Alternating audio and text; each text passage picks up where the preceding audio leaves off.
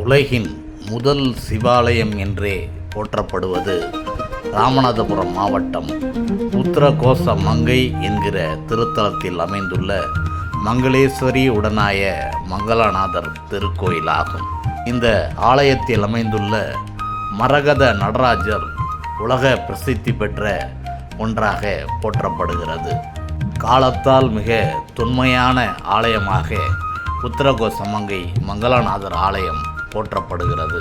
சமயக்குறவர்களின் ஒருவரான திருவாசகம் தந்த மாணிக்க வாசகரின் வாழ்க்கை வரலாறோடு சம்பந்தப்பட்ட ஆலயமாக உத்தரகோசமங்கை ஆலயம் அமைந்துள்ளது. 15 ஆண்டுகளுக்கு பிறகு உத்தரகோசமங்கை மங்களநாதர் ஆலயத்தின் குடமுழுக்கு விழா நடைபெற்றது.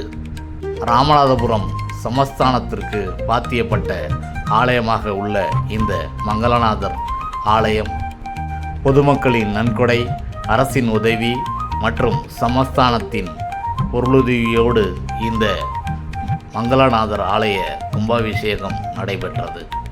ஏராளமான பக்தர்கள் தமிழகம் மட்டுமின்றி பல்வேறு மாநிலங்களிலிருந்தும் உலகின் பல்வேறு பகுதிகளிலிருந்தும் பக்தர்கள் திரளாக கூடி இந்த கும்பாபிஷேகத்தை கண்டுகளித்தனர்.